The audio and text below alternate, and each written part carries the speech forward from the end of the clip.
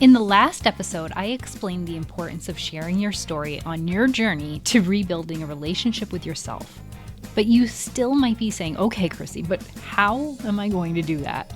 Today, I'm going to share how I found my voice again in podcasting, and I'll give you some ideas that you can use for sharing your story too.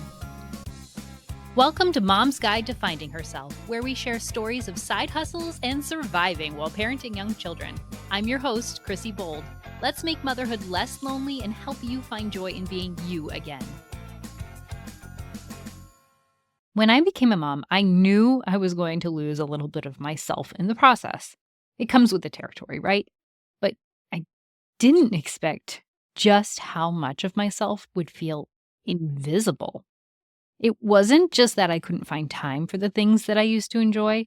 It was that I stopped even knowing what I did enjoy. I didn't even know what I liked anymore. I felt like my whole identity had folded into this one role of mom. I would go to gatherings, and the only thing I'd talk about would be the kids. At Playdates, there wasn't any time for meaningful conversations because I was too preoccupied with making sure my kids didn't jump off a literal ledge.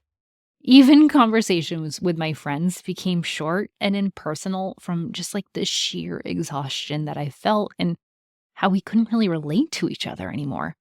I mean, how do you not feel invisible when you don't have a story to tell, right?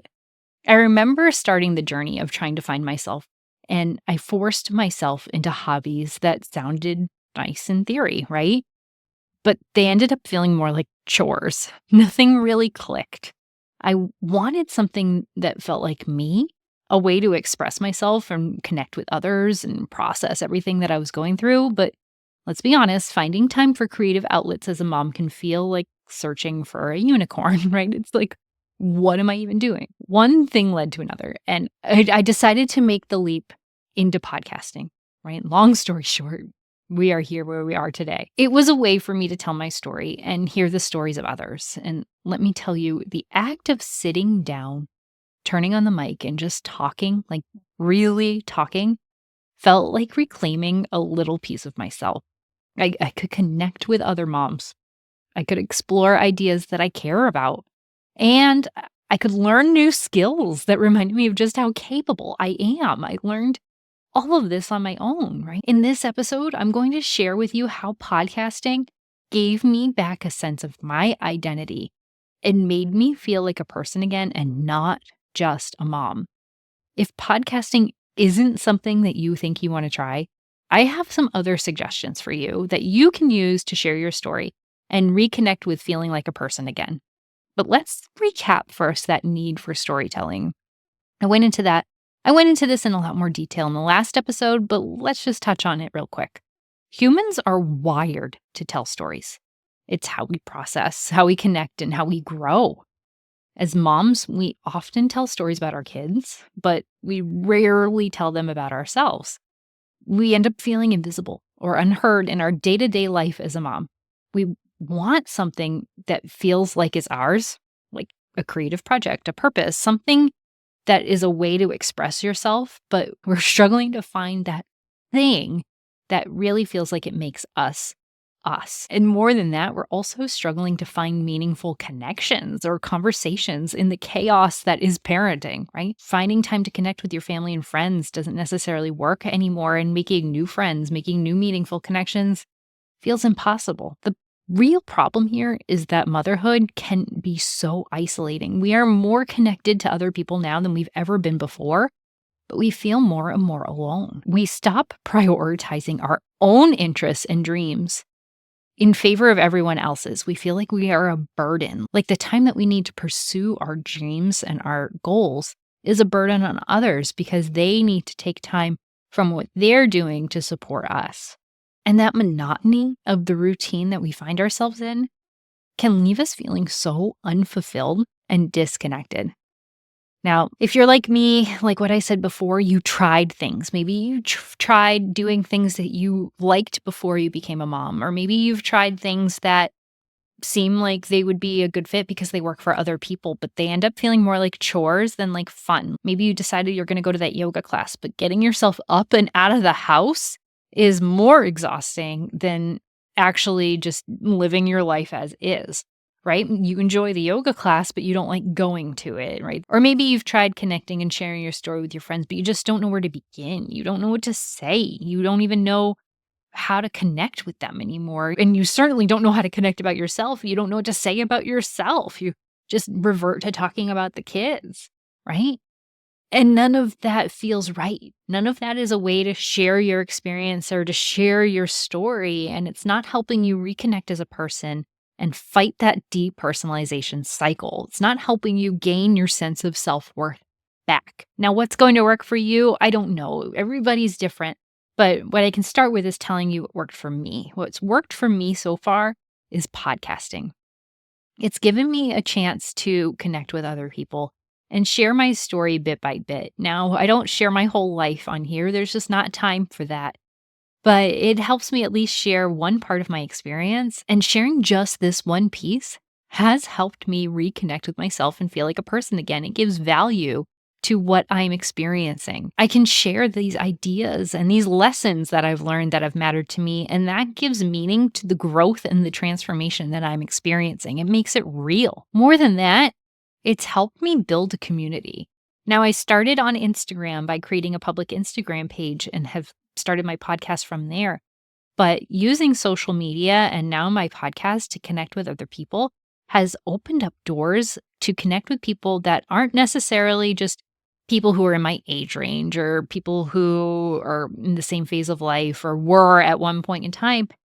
It's connecting me with people who have a shared interest, right? I'm connecting with people on Instagram who are in similar phases of life to me, but I'm also now connecting with other podcasters.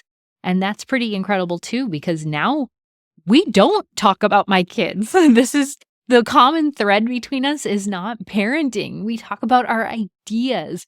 We talk about our experiences in podcasting. We bounce ideas back and forth. And whoa, this gives me a whole other facet of my identity that now I can own and I can point to. When other people ask me about me, I have something to talk about again that isn't my kids. I'm building this other part of my identity. The next thing that podcasting has done for me is it's given me a way to connect and hear from other moms. Now, the interviews that I have done on this podcast have shown me time and time again that I am not alone. I've interviewed people who I really admire, who are experts in their field, who are experts at toddlers and children in one way or another, and they are still experiencing very similar things that I am experiencing. And whoa, what an eye opener that is. It shows me that I am most definitely not alone in this. And that is amazing to know that somebody who has gone through all of this training. I mean, I'm a trained educator. I have a master's degree in education. I have a background in child development, and I feel like completely lost most of the time. But to hear that that's common, that other people who have a background in childhood development also feel this way, it makes me not feel like a failure and just lets me join the club, right? So that connection has been unbelievable and so amazing. And knowing that I have a way to express myself in real time without overthinking it has been amazing. Like, sure, I take the time before episodes to give myself an outline and really think about where each episode is going. But to have real conversations with other moms or to have a real conversation one-on-one with you right now, whoa, all of these things add up to something that's incredible. But the most important thing is it's flexible. It gives me time to work around my life, right? I can come in and turn on this mic whenever I want, whenever I have a little bit of time, and talk about my experience as a mom and as a person. And I'm not also trying to coordinate a schedule with somebody else to be on the phone with them. This is happening when I am able to do it. And that's pretty amazing. And I know that that's not the case in so many other aspects of my life. Do I still struggle with being able to share my story? Absolutely. Do I still struggle trying to connect with people that are close to me? 100%. It is a battle all of the time, but that's not what it's about. It's not about finding something that is going to solve all of your problems and help you connect and feel like you are part of this magical community again and you can socialize whenever you want to.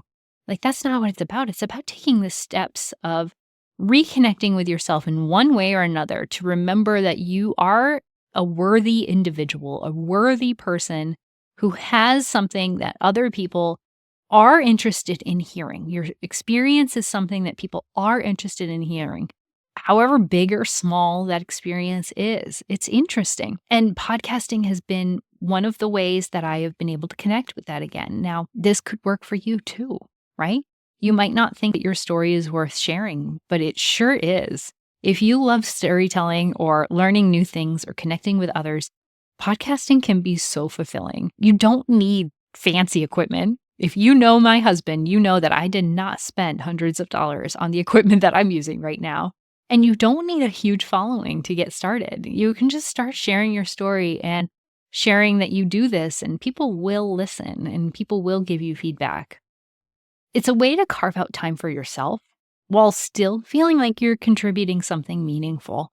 So I know it can feel really selfish to take time for yourself, but when you're also sharing something meaningful with somebody else, right? Like, I'm not just taking the time to reflect on my experience here just for me, I'm doing it for others.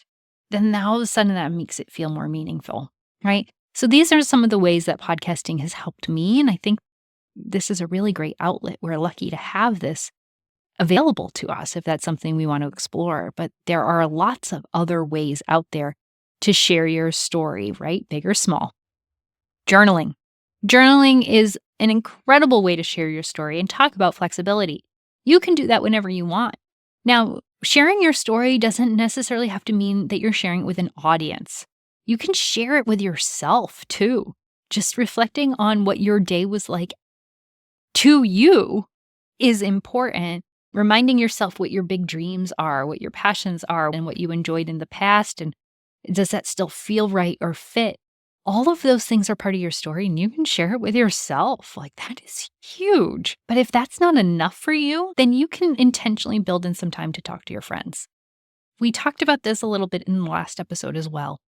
Putting it out there, saying, hey, I'm going through a lot right now. Can we just have like 5 minutes just to pretend like things are the way that they used to be? And just, can I like have like 5 minutes to talk about myself? Or can you ask me some questions about my life for like the next 5 minutes? I would really appreciate that because I'm starting to feel like a background character. I'm starting to feel like I'm fading into the background. They're going to jump in and be like, yes, let's talk about you and start asking you the questions. So building in some of that time, it doesn't have to be long, just 5 minutes. Set the intention of this is what I need. Please help me meet this need. And then you'll actually get what you need out of that phone call, right? Going into a 5-minute phone call can feel totally empty. If you are going into it with a purpose that you don't communicate, you're going to leave feeling disappointed.